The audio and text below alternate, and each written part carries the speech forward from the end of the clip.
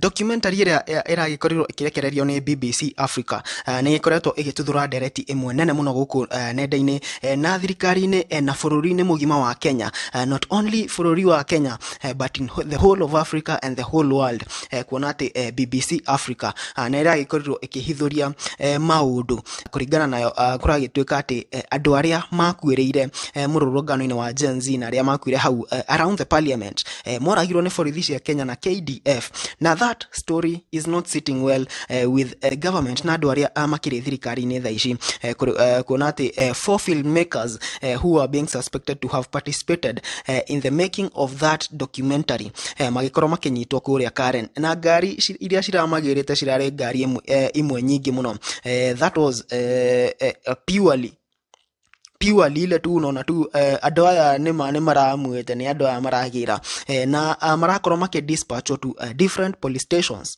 All filmmakers have been arrested over the Blood Parliament BBC documentary. Business partners have shared this, of the filmmakers are the ones who shared this information. Hard drives and other material has been confiscated by police when they went to a studio in Karen, where the three were before they were arrested. We don't have the fourth name so far. We only have 3. We will let you know who the fourth is.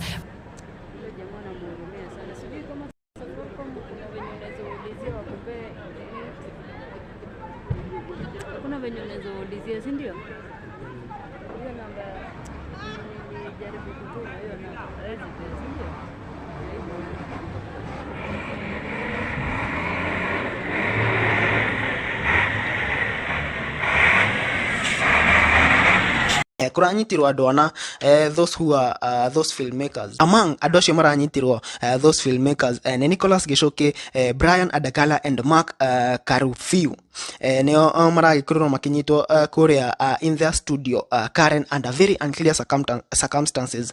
Na horo uragikorwo ugituthura ndereti nene muno guku nenda-ini.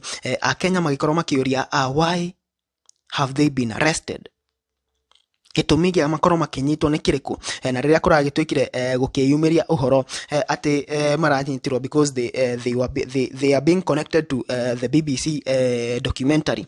Ni uhoro urakorirwo ugitura Kenya na njira imwe nene muno na turakirwo tukiona andu makiyumiria people like Mother Karua makiuga why arrest the filmmakers and not the perpetrators of the execution.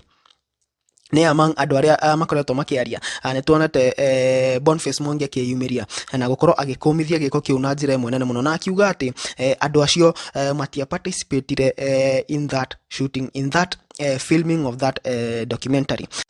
I work with Mark Denver, Karofio and Adagala, and they're my colleagues at Samokweli, and their arrest is very worrying to me because they're not involved at all in the production of Blood Parliament. I don't even know who produced that production.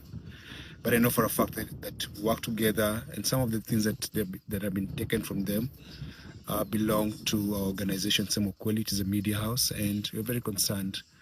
Our government is afraid of the truth. There's nothing wrong with Blood Parliament.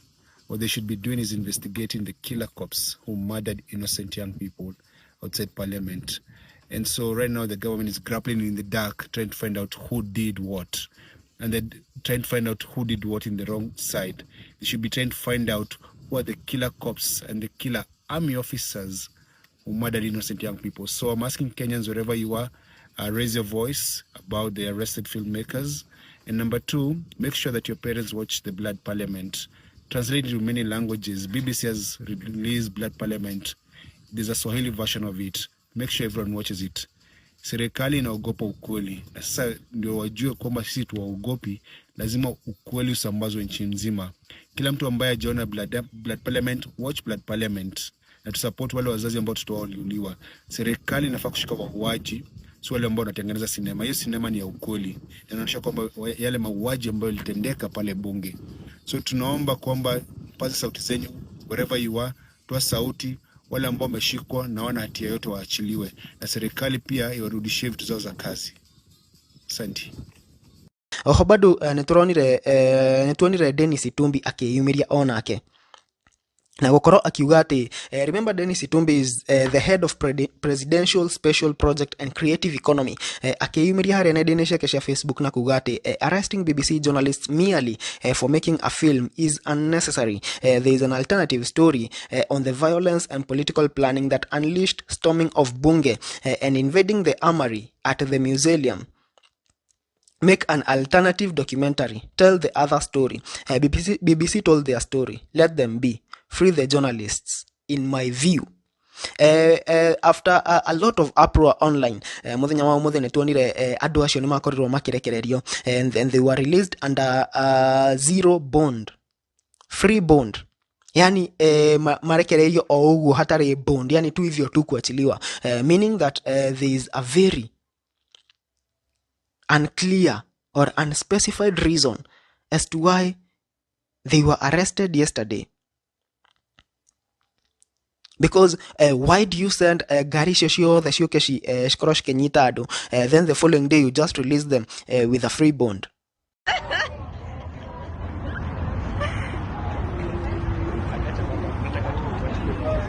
Hey Chris,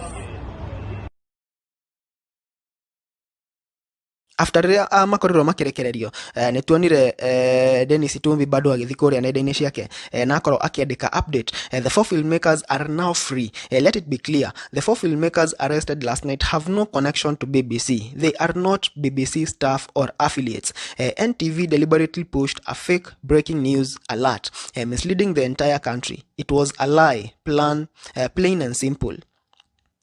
The incident reaffirms a disturbing truth. Major newsrooms can and do mislead the nation with unchecked sensational claims. Journalism, first commandment: verify, double check, triple check, then double, then doubt it, and verify again. Misinformation won't make you the home of scoops. It makes you the source of shame. Na haria agikorwo agikumithia one of the media stations in the country. Bado natuonire BBC, one of the people from BBC ni agikorirwo agicomment about this story, na akorwo akieheria those four filmmakers from the team of people who are working on the BBC documentary. Kuringana na na report iria Larry Madowo akiandikite kuria nenda-inĩ ciake cia ukinyaniria cia X, andikite a BBC spokesman na agaikorwo agikuoti uria that BBC spokesman said, we have been made aware of the arrest of 4 journalists in Kenya. To confirm, they were not involved in any way in the making of BBC Africa Eyes Blood Parliament documentary. Na aikoro agikira mbica cia those 4 filmmakers aria maraikorirwo makinyitwo, na thus confirming that BBC is not involved kana matiahusicire andu acio magithondeka a film. So those people were arrested in the wrong way. But on the other hand, neturona Dennis Itumbi akigeria go confirm ati nima andu acio matiranyitetwo ni undu wa the BBC documentary, maranyitetwo ni undu wa maundu mangi. But NTV niyo marakorirwo maki report wrongly. I'm seeing a case of media gukorwo ikigirirwo ngori. Ndirona a case of media gukorwo ikigirirwo ngori, because how does that narrative run the whole night? Then muthenya wa umuthi niguo mureyumiria na kuga ati that TV is doing this and this and this and this, and that was not right. If that was not right from the word go, I think Dennis Itumbi niagira andikite information hiyo kuria nenda-inĩ ciake cia ukinyanĩria even before uhoro uyu wothe ukorwo niguo urarĩrĩrio the whole night. Either way, those 4 filmmakers have been released. It seems that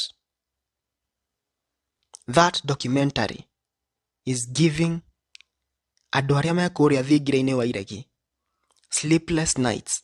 Matirakoma utuku na muthenya magiciria, how are we going to tackle this? How are we going to get ourselves outside this story? Uyu ni uhoro wi nja thaa ici. That is not a Kenyan media ati nimekuma matishira mamere we are not going to give you adverts, government adverts. This is an international media.